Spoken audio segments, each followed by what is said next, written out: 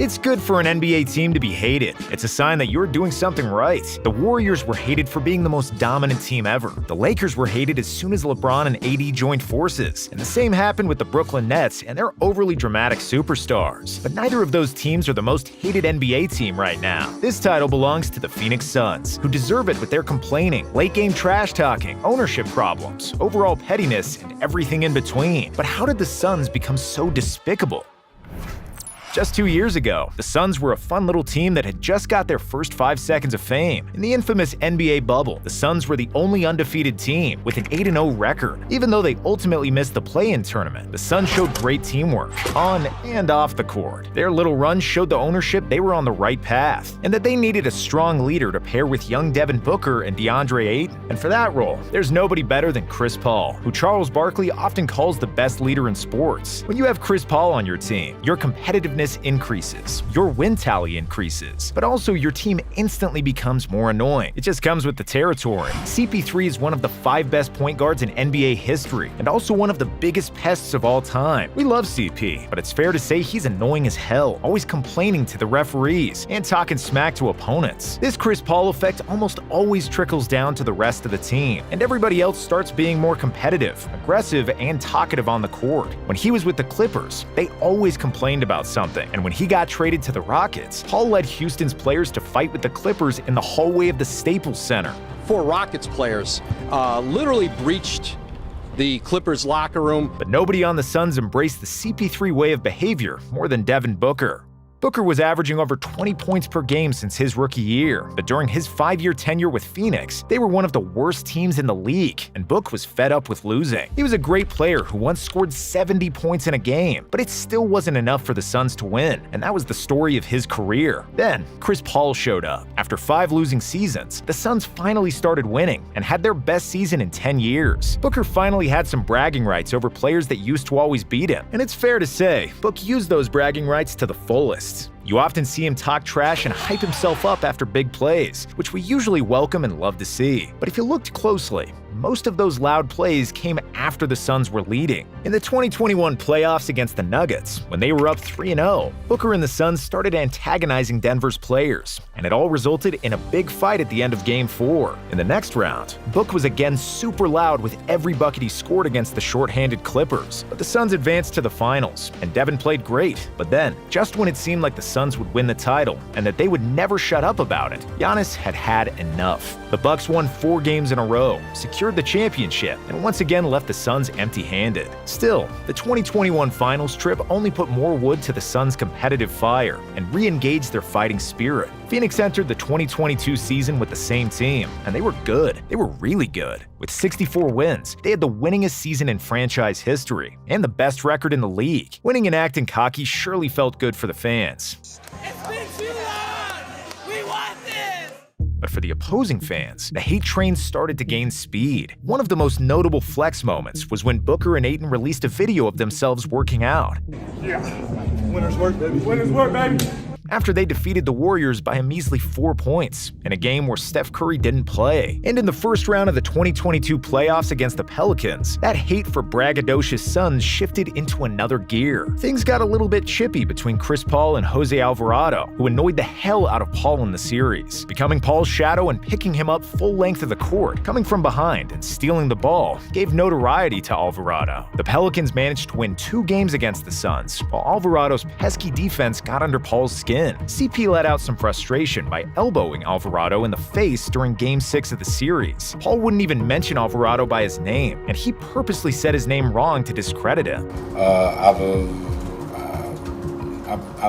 Alvarado. Still, CP3 and the Suns won the series, but the Pelicans would remember this series. In the very next playoff round, against the Dallas Mavericks, the Suns gained a vast majority of their current haters. Booker heavily provoked Doncic throughout the series. When asked about Luka's defense and targeting him in the pick and roll, Booker and Chris Paul looked at each other and laughed. It was 2-0 for the Suns at that point, and everything looked peachy. But Doncic responded with 2 wins of his own, proving that laughing about his defense wasn't really smart. But the Suns had no chill, and they had to do it again.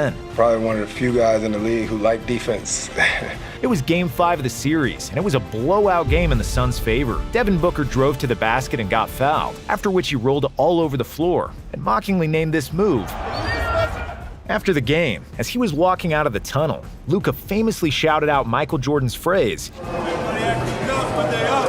The Mavs then won Game 6 in a blowout of their own, but it was only an interlude to what was coming. For Game 7 in Phoenix, the Suns were favorites, as the home team won every game of the series, but they dropped the ball so hard it nearly blew a hole in the ground. The Suns ended the first half with a 30-point deficit, and Luka scored as many points as the whole Suns team. Before the end of the third, Phoenix was down by 46 points, and it was the biggest embarrassment the NBA has ever seen in a Game 7. Since Booker made his comment about a Luka special, the Mavs outscored them by 79 points, and it was an extremely hard pill to swallow. And, it hurts. But as a team, we just have to own it. After this gigantic failure in the playoffs, we figured that the Suns would learn to shut up and play and not act like they won the league 5 times in a row. We were wrong. It turns out the whole world massively underestimated the Suns' ability to create drama and be obnoxious. In June of 2022, the Suns started the offseason with some DeAndre Ayton contract drama. Ayton didn't speak with the team for weeks, but ultimately the Suns decided to match Indiana's offer for Ayton, which kept the former first overall pick in Phoenix. Just a few weeks later, we had the Robert Sarver scandal. The Suns owner was accused of sexual harassment, misogyny, racism, and creating a hostile working environment for over 2 decades. After a lengthy investigation by the NBA, the league has suspended Sarver for 1 year, plus fined him $10 million. And ultimately, Sarver was forced to sell the team. Before the start of training camp, the Suns decided to keep Jay Crowder on the bench until they found a trade partner for him. They're working on finding a trade for him, but in the meantime, they have granted him to be excused from training camp. Despite Crowder starting all the games for the team in their record-breaking 2022 season, he still hasn't suited up for the team in the 2023 season. Neither of these events brought popularity to the Suns organization, and when the regular season started, they continued with the negative trend. In a game against the Warriors, Devin Booker kept trash-talking Klay Thompson, who was visibly struggling after 2 major injuries. Again, Booker only trash-talked him after it was clear that the Suns were winning, and Klay kept repeating that he got 4 rings, putting some perspective into the conversation. Still, it was Thompson who got ejected from the game, which was his first ejection in 651 career games. That's how pissed off he was at Booker and the Suns. Fast forward a few weeks later, the Suns had a scuffle against the Knicks, and a bit after that, they had another one against the Lakers. Booker taunted Austin Reeves after a block, after which Patrick Beverley pushed and tripped DeAndre Ayton. After he served a 3-game suspension, Beverley said he'd push Ayton again if he got the chance. Beverley claimed it all began before the game started. I shake everybody's hand. I put my hand on DeAndre Ayton's hand, and he doesn't shake my hand. So something was brewing there from the beginning. Beverley's known for his pesky antics, but this time, the world was at his side, as nobody is a big fan of the Suns right now. But perhaps no other team hates the Suns as much as the Pelicans, who made sure to retaliate after last year's loss. This time, it was Alvarado who refused to say Paul's name in the interview before the game. Even though he had a cracked rib, Alvarado said that he'll play if